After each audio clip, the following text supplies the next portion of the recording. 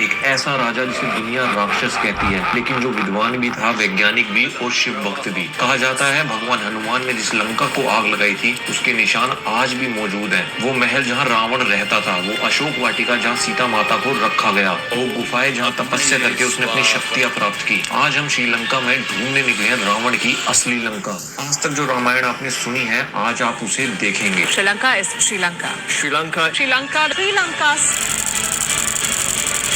जंगल के बीच से शुरू होती है रावण का महल कहलाए जाने वाले सिगरिया फोर्ट की एंट्री। चारों तरफ घने पेड़, गीली मिट्टी की खुशबू और रास्ते भर हजारों बंदर। इतने बंदर की एक पल को लगा लंका को जलाने के बाद शायद हनुमान की सेना आज भी यहीं डेरा डाले बैठी है। जिस रास्ते से मैं भी आया हूँ वहाँ पर बोलते हैं कि शाम को 6 बजे के बाद आपको नहीं जाना है और सुबह 6 बजे तक, मतलब शाम के 6 बजे से सुबह 6 बजे तक नहीं जाना है, क्योंकि जो हाथी हैं वो एकदम से आते हैं। काफी सारे हाथियों की जो मूवमेंट है वो उस रोड पर रहती है। अभी देखना यहाँ पर भी, हाँ जैसे मैंने बात की, लिखा है ना wild elephant roaming area at dusk. तो यहाँ कभी भी जो है एकदम से जो हाथी हैं वो आ जाते हैं। तो आपको अपनी जो है सुरक्षा अपने हाथों में रखनी पड़ेगी। ये जो आप मेरे पीछे देख रहे हो, ये वो जगह है जहाँ से जो पैलेस है, जो रावण का महल है, उसकी ऑफिशियली शुरुआत होती है। ये जो टिकट काउंटर देख रहे हो, यहाँ से आप एंट्री लेते हो और यहीं से जो कारनामे हैं, जो अजीब चीजें हैं इस महल के बारे में, वो शुरू हो जाती हैं। महल तक पहुंचने से पहले एक बड़ी पानी की खाई मिलती है। आज ये शांत दिखती है, लेकिन माना जाता है कि ये सुरक्षा के लिए बनाई गई थी। स्थानीय लोगों के अनुसार इसमें कभी मगरमच्छ रखे जाते थे ताकि कोई दुश्मन सीधे ना अंदर आ सके। तो आप सोच सकते हो कि अगर बिना परमिशन के इस महल में कोई भी घुसने की कोशिश करता था तो उसका जो पहला ब्लॉकेज आता था या जो पहली मुसीबत आती थी वो ये वाटर कैनाल ही थी, क्योंकि ये पूरी की पूरी मगरमच्छ से भरी हुई थी। तो आप सोच सकते हो कि भाई जिसे कहते हैं कि शैतानों का राजा, राक्षसों का राजा, तो कुछ महल की जो एंट्री है वो इसी तरीके से होनी नॉर्मल सी बात है। ये साफ दिखता है कि ये जगह सिर्फ रहने के लिए नहीं थी, बचाव के लिए भी बनाई गई थी। तो ऐसी जो टोटल है ना, ये 1200 सीढ़ियां हैं जो चढ़कर आप ऊपर तक जाते हो। इस हिस्से को पार करने के बाद आप पहुंचते हो खुले मैदान में। यही है सिगरिया के मशहूर वाटर गार्डन। पहली नजर में ये बस एक बगीचा लगता है, सीधे रास्ते, दोनों तरफ हरी घास, बीच में पानी के चौकोर और गोल तालाब। लेकिन ध्यान से देखो तो समझ आता है कि ये सिर्फ सुंदरता के लिए नहीं बनाया गया था। यहाँ नीचे जमीन के अंदर पानी ले जाने के रास्ते बनाए गए थे।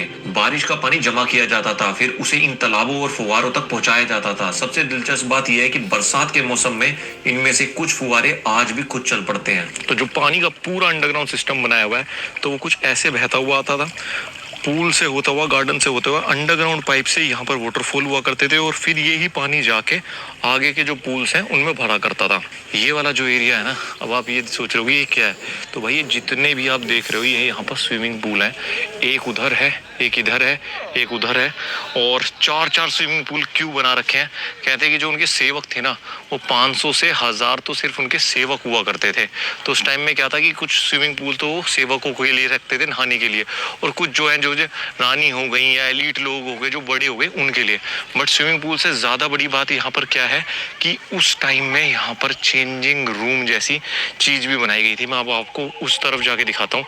और अभी ये जो है एक यूनेस्को वर्ल्ड हेरिटेज साइट बन चुकी है, तो उसकी जो देखभाल है, जो इसके टिकट के पैसे हैं, वो सब यूनेस्को संभालता है, और इसके जो मतलब रिस्टोरेशन है वो यूनेस्को ही संभालता है। जितना भी आप देख रहे हो ना, ये उस टाइम में गार्डन हुआ करते थे, अलग अलग जगह बैठने की हुआ करती थी, अलग अलग तरीके के फूल हुआ करते थे। और ये देखो ये लोग लग रहे हैं ताकि जो गंदगी है साफ कर सकें, मतलब इसको एक्टिव रख सकें। अब ये जगह जो आप यहाँ पर देख रहे हो, ये है वो चेंजिंग रूम। ये जो जगह आ रही है ना, यहाँ से लोग चेंज करके इस स्विमिंग पूल में एंट्री लेते थे। फिर वो चुनते थे कि भाई उन्हें यहाँ नहाना है या उधर नहाना है। तो आप देखो उस टाइम में सोचा गया है कि भाई ऐसे खुले में ना चेंज करना पड़े, इधर से जाके उधर वो चेंज करके एंट्री करते थे। यही देखकर कई लोग कहते हैं कि ये जगह सिर्फ रहने के लिए नहीं थी, बल्कि एक सोच समझकर बनाया गया राजमहल रही होगी। आज सिर्फ अवशेष बचे हुए हैं कि भाई यहाँ पर लोग कैसे रहते थे, क्या करते थे, और उसके अलावा तो कुछ भी नहीं है। मतलब बात वही है यार, शौक सारे सेम ही है, शौक नहीं बदले। मतलब कि स्विमिंग पूल वगैरह रखना, जिस तरीके से जीना, बस वो है कि उसका तरीका बदल गया है। आज हीटेड स्विमिंग पूल आ गए हैं, थोड़े से उसमें टेक आ गया है कि पहले के लोगों ने वो देखा नहीं, वो सब चीज वही एंजॉय कर रहे थे। बट अब थोड़ा सा है कि उसको इम्प्रूव कर दिया गया है। जैसा आईफोन इम्प्रूव कर रहा है ना, 11, 12, 13, 14, 15, बस वैसा ही इम्प्रूवमेंट चल रहा है। मतलब इतने युगों पहले एक ऐसा सिस्टम बनाया गया था जो बिना बिजली, बिना मोटर, सिर्फ ढलान और दबाव, प्रेशर के सहारे काम करता था। सीधे शब्दों में उस समय के लोगों को पानी को संभालने और चलाने की गहरी समझ थी। और वो देखो जो पाइपलाइन की मैं आपसे बात कर रहा था, अभी भी वहाँ पर जो पानी आ रहा है वो उन्हीं पाइपलाइन से आ रहा है जो उस टाइम पे बिछाई गई होंगी यहाँ पर।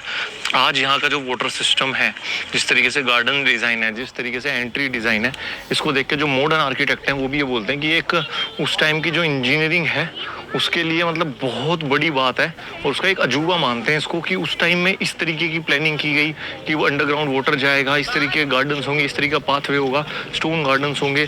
स्टोन को इस हिसाब से इन लोगों ने काटा, डिज़ाइन किया कि ये पूरा महल बनना पॉसिबल हो पाया। तो वाटर गार्डन्स के बाद जैसे जैसे आप आगे बढ़ते हैं, अचानक रास्ते बदल जाते हैं। सामने दिखते हैं दो विशाल चट्टानें, इतनी बड़ी कि उनके सामने इंसान छोटा लगने लगता है। इन्हीं दो चट्टानों के बीच से सीढ़ियां ऊपर की तरफ जाती हैं। यहीं से शुरू होती है सिगरिया की असली चढ़ाई। यहाँ पर एक वार्निंग दी हुई है कि ज़्यादा शोर नहीं करना है। यहाँ पर काफ़ी सारे मधुमक्खी के जो छत्ते हैं वो बहुत सारे हैं, और अगर ज़रा सा भी डिस्टर्बेंस हुई तो आप पर उनका अटैक हो सकता है। इन पत्थरों को देखकर एक सवाल आपके मन में उठता है, क्या ये चट्टानें यहाँ लाई गई थी या फिर उन्हें काटकर उसके बीच में से रास्ता निकाला गया? दोनों ही काम उस समय के हिसाब से आसान नहीं लगते, और शायद यही वजह है कि कई लोग इसे रावण के महल से जोड़ते हैं। इजिप्ट के पिरामिड में जो पत्थर लगे हुए हैं वो 2 टन से 8 टन के हैं, और अभी तक हमारे पास उनका जवाब नहीं है कि वो वहाँ पर कैसे रखे गए होंगे वो पिरामिड बनाने के लिए।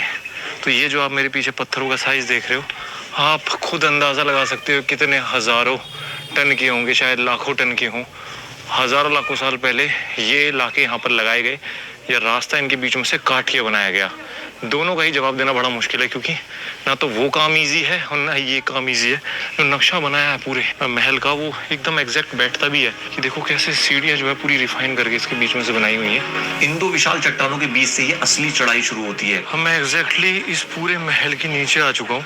अब आप यहाँ इसको पास से देख सकते हो। यहाँ पर ना कुछ गुफाएं भी मुझे दिख रही हैं। कुछ लोग कहते हैं ये एक बहुत बड़े लायन का ऐसा हाथ था वो है, बट कुछ लोग कहते हैं गुफाएं थी। अब हम इसको ऊपर ट्रैक करके जाएंगे। अब ये देखो कुछ ऐसा रास्ता जा रहा है। यहाँ पर भी हमें सीढ़ियाँ देखने के लिए मिल रही हैं, सीढ़ियाँ जहाँ भी देख रहे हो। कहा जाता है कि ऊपर तक पहुंचने के लिए तकरीबन 1200 सीढ़ियां चढ़नी पड़ती हैं। शुरुआत में ये आसान लगती है, लेकिन जैसे जैसे ऊपर बढ़ते हो ढलान तेज होती जाती है, और सांस भी। हर कुछ कदम बाद पीछे मुड़कर देखने का मन करता है, और वहीं से नजारा बदलने लगता है। नीचे का जंगल छोटा दिखने लगता है, वाटर गार्डन्स दूर छूट जाते हैं, और समझ आने लगता है कि ये सिर्फ रहने की जगह नहीं थी। ये एक ऐसी ऊंचाई है जहाँ से पूरे सिगरिया इलाके पर नजर रखी जा सकती है। चारों तरफ खुला मैदान, दूर दूर तक फैले जंगल, और हर दिशा साफ दिखाई देती है। ऊपर की तरफ जाते जाते एक बात साफ होने लगती है कि ये कोई साधारण किला नहीं था। और फिर जैसे ही आप आगे बढ़ते हो, आप पहुंचते हो लायन गेट पर। यहीं आकर ये एहसास और मजबूत हो जाता है कि ये जगह आम नहीं। अबे साले चितारी भी हम इस महल के बिल्कुल स्टार्टिंग पॉइंट पे पहुंच पाए हैं, और इस महल की स्टार्टिंग में ही कुछ ऐसे शैतानी जो पंजे हैं वो आपका स्वागत करते हैं। तो आपको यहीं से फीलिंग आ गई होगी कि ये महल किसका हो सकता है, कौन ऐसा राजा होगा जो पहले तो इतनी ऊंचाई पे एक ऐसे पहाड़ पे जो बिल्कुल भी ऐसा खूबसूरत है, सजा धजा नहीं लगता, अपना पूरा महल बनाएगा। उसके बाद अपने महल की स्टार्टिंग में कुछ ऐसे खतरनाक पंजे लगाएगा दोनों तरफ। एक पंजा आप यहाँ पर देखते हो और दूसरा पंजा आप यहाँ पर देखते हो।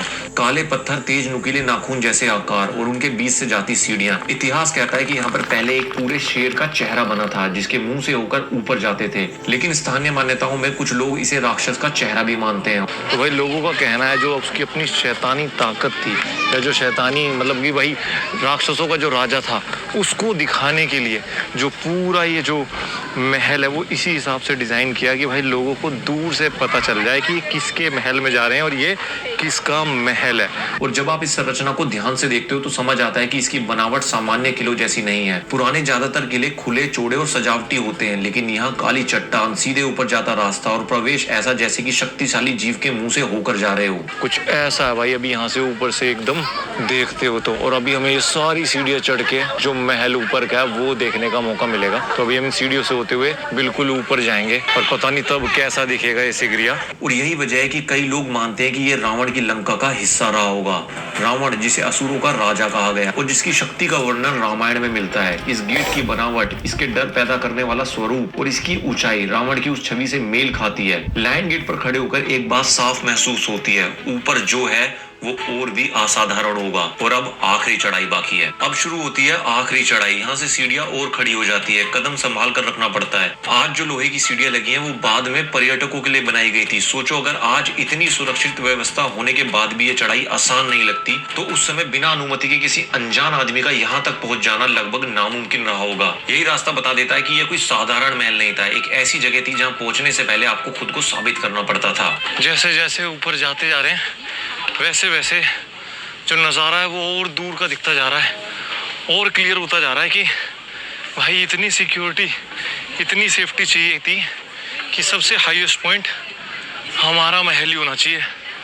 ओह, कुछ इस तरीके के ऐसे होल्स हैं यहाँ पर जो कहते हैं कि पहले के ज़माने में यहाँ पर दिए रखे जाते थे रात में ना, लाइट तो थी नहीं। जैसे जैसे आप ऊपर जाते हैं नीचे पूरा इलाका साफ दिखाई देने लगता है। चारों तरफ फैला जंगल, दूर दूर तक फैली जमीन। ये ऊंचाई सिर्फ दिखावे के लिए नहीं थी, ये रणनीतिक जगह थी। भाई मुझे दुश्मनों को तो पता नहीं, जो लोग मिलने भी आते होंगे, आज 2026 में लोगों की ये महल चढ़ने में हालत ख़राब हो जा रही है। पता नहीं उस ज़माने में जब लोग हमला करने की सोचते होंगे तो वो कैसा प्लान बनाते होंगे, ये सोचने की बात है। अभी भी बहुत ज़्यादा थोड़ा सा ट्रैक बचा हुआ है हमारा और हम कुछ इस हाइट पे आ चुके हैं। ऊपर खड़ा इंसान नीचे होने वाली हर हलचल देख सकता था। और फिर आखिरी सीढ़ी, और अब आखिरी सीढ़ी पार करके हम इस चट्टान की चोटी पर खड़े हैं। पहली नजर में कुछ खास नहीं दिखता, ना सोने का महल, ना ऊंची दीवारें। और ये है वो जगह जहाँ पर रावण रहा करता था। और आज यहाँ से आपको कुछ ऐसा नज़ारा जो है पूरे सिगरिया का वो देखने के लिए मिलता है। वैसे यहाँ घूम के एक बात लग रही है, मुझे दिमाग में आ रही है कि ऐसा महल आज के टाइम में भी कोई बना लेगा ना, ऐसा घर बना लेगा इतनी ऊंचाई पे इस तरीके का, तो भाई उसमें भी ऐसा घमंड आ जाएगा कि मेरे से ऊपर कौन है दुनिया में। लेकिन जरा ध्यान से देखो, यहाँ जमीन को काटकर अलग अलग हिस्सों में बांटा गया है। चकोर घिरे हुए भाग, ऊंचे और नीचे प्लेटफॉर्म, सब कुछ किसी योजना का हिस्सा है। बीच में पत्थरों से घिरा हिस्सा जहाँ आज भी पानी जमा है। इतनी ऊंचाई पर पानी होना साफ बताता है कि ये व्यवस्था थी, सिर्फ दिखावा नहीं। यहाँ से नीचे से आपको दिख रहा है कि कैसा, मतलब भाई उस टाइम में ये जगह रही होगी। अभी प्रेजेंटली ये सब इमेजिन ही करना पड़ेगा हमें। यहाँ पर ये सारी चीजें सब मतलब अलग अलग गैलरीज, अलग अलग गार्डन, अलग अलग सिंहासन हुआ करते थे। तो रावण का जो भाई महल था वो ऊपर से भी कुछ ऐसा था। उस जमाने में भी पूरी मतलब मौज मस्ती, पूरी हर चीज जो दुनिया में उस टाइम में हो सकती थी वो फैसिलिटी शायद इस महल में रही थी। एक तरफ बड़ा खुला प्लेटफॉर्म, संभव है यही सभा का स्थान रहा हो। ऊपर से चारों ओर खुला दृश्य है, जंगल दूर दूर तक फैला हुआ। ऊपर एक बड़ा समतल प्लेटफॉर्म दिखता है। ये जगह बाकी हिस्सों से थोड़ी सी ऊंची है। यही कोई मुख्य कक्ष रहा होगा। चारों तरफ खुला दृश्य, बीच में सपाट जगह है। ये कोई संयोग नहीं है। यहाँ से सबसे जो ऊंचा है नजारा वो यहीं से आता है। तो कुछ ऐसा भाई इस महल के ऊपर से लगता है। और लगभग 2 से 3 एकड़ में ये पूरा जो महल है ऊपर बना हुआ था। ये जगह सिर्फ रहने के लिए नहीं थी, ये नियंत्रण के लिए बनाई गई थी। कुछ हिस्से ऊंचे हैं, कुछ नीचे, मतलब ये पूरा महल एक ही लेवल पर नहीं था। इसे काट कर अलग अलग प्लेटफॉर्म बनाए गए थे। ऊपर मुख्य भवन, नीचे निजी कक्ष और किनारों पर सुरक्षा के लिए मोटी दीवारें। यहाँ खड़े होकर कई किलोमीटर दूर तक देखा जा सकता है। कोई भी दुश्मन, कोई भी हलचल नीचे से ऊपर छिपकर नहीं आ सकती। यहाँ से देखो वो जो देख रहे हो ना रास्ता नीचे से, ये आता हुआ ये है जहाँ से हम आए हैं। ये हैं वो सारे गार्डन, रॉक गार्डन्स और वाटर गार्डन्स जो आपके रास्ते में पड़ते हैं जब आप इस महल की तरफ आते हो। और यहाँ से कितना छोटा लग रहा है वो, आप सोच सकते हो कितनी ऊंचाई पे हम। अब कल्पना करो अगर ये सच में रावण का महल रहा होगा तो वो यहाँ से पूरी लंका पर नजर रखता होगा। अगर इस महल को रावण से जोड़ा जाए तो ये स्थान उसके स्वभाव से मेल खाता था। ऊंचाई, नियंत्रण और शक्ति। रावण विद्वान था, शक्तिशाली था, लेकिन जब अहंकार बढ़ता है तो ज्ञान भी उसे नहीं संभाल पाता। उसकी एक जिद सीताहरण उसकी पूरी विरासत पर भारी पड़ी। और आज यही बची हुई नींव याद दिलाती है कि ताकत और ज्ञान के बाद भी अगर घमंड बढ़ जाए तो महल बचते नहीं है। सो गाइस, यहाँ आकर इस रावण के महल का जो है एंड होता है। और ये पूरा टूर करके ना मेरे दिमाग में एक बात आई है कि हम सोचते हैं दुनिया का जो सबसे खतरनाक चीज़ है वो ये बॉम्ब है, एटम बॉम्ब है, न्यूक्लियर बॉम्ब है। पर मुझे ऐसा लगता है दुनिया की सबसे खतरनाक चीज़ है घमंड। भाई जिस इंसान ने हज़ारों लाखों साल पहले ऐसा महल बना लिया था, जिसको देख के आज भी ऐसा लग रहा है कि इस पर हमला करना है, इसको एक्वायर करना है, इस इंसान को हराना बहुत मुश्किल, क्या नामुमकिन है। बट उसके घमंड के चलते उसने भी अपना साम्राज्य, अपना नाम, सब कुछ खो दिया। कहते हैं कि जो रावण था भाई उसके पास जो म्यूजिक का ज्ञान ज्ञान था, जो उसके पास वेदास का ज्ञान था, जो उसके पास मेडिसिन का ज्ञान था, जो उसके पास यज्ञ का ज्ञान था, वो सबसे ज्यादा था।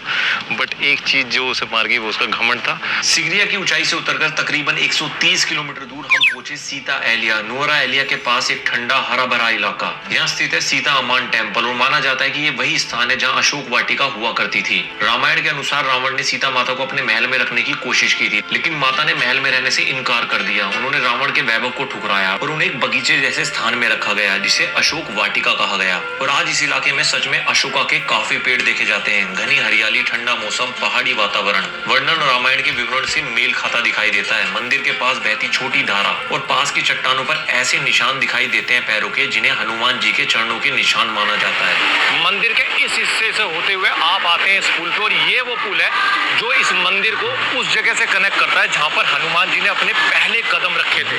इस पुल के एक हिस्से पे आपको हनुमान जी की एक बड़ी सी मूर्ति देखने के लिए मिलती है, और जैसे ही आप सीढ़ियों से नीचे आते हो तो आपको हनुमान जी के वो असली कदम दिखते हैं जो उन्होंने लंका में रखे थे जब वो पहली बार लंका में आए थे। तो ये अब आप मेरे सामने जो देख रहे हो, ये है हमारे भगवान हनुमान जी के कदमों के निशान। बिल्कुल सही, वही अशोक वाटिका, वही रावण की लंका जहाँ पर उन्होंने पहला कदम रखा था।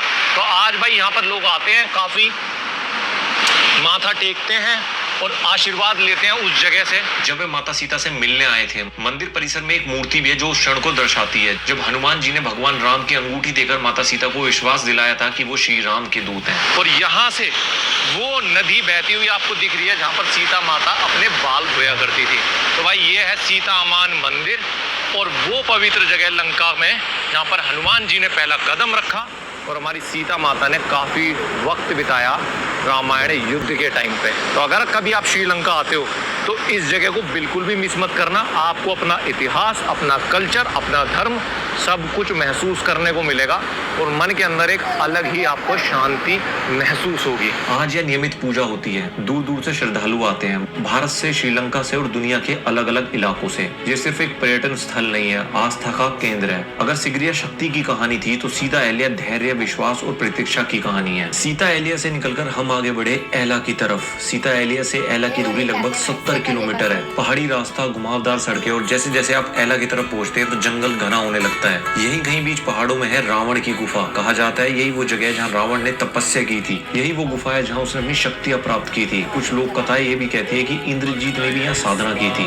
ऊपर चढ़ाई करके जब गुफा के पास पहुंचते हैं तो पहली नजर में समझ आ जाता है कि ये जगह छिपी हुई है। सामने से देखने पर बस एक चट्टान दिखती है, लेकिन पास जाकर एक बड़ा सा खुला मुहाना दिखाई देता है। भाई बहुत सारा चढ़ाई हम ऑलरेडी कर चुके हैं। आप देखो यहाँ पर इस टाइम कुछ ऐसा सा पूरा चारों तरफ से ना पूरे पहाड़ों से घिरी हुई है। पानी बहने की आवाज आ रही है, एक अलग ही सन्नाटा सा है भाई यहाँ पे। कहते हैं वो जो पत्थर देख रहे हो ना पीछे, वो टनल्स हैं जो नोरा एलिया तक जाती हैं 65 किलोमीटर तक। बट अभी पत्थर वगैरह डाल के उसको बंद कर दिया है। ये हम पास से चल के देखते हैं भाई कैसी है ये। अंदर जाते हो गुफा के तो ठंडक महसूस होती है। पत्थर काले, प्राकृतिक चट्टानों को काटकर रास्ता बनाया गया लगता है। मैं पहली बार लाइफ में किसी ऐसी गुफा में आया हूँ। ये है वो रावण की गुफा और अब हम यहाँ से थोड़ा सा आगे और जाने की कोशिश करते हैं जितना जा सकते हैं। पानी लगातार ऊपर से पहाड़ों से गिर रहा है भाई। तो लिटरली मैं अभी वहाँ खड़ा हूँ जहाँ पर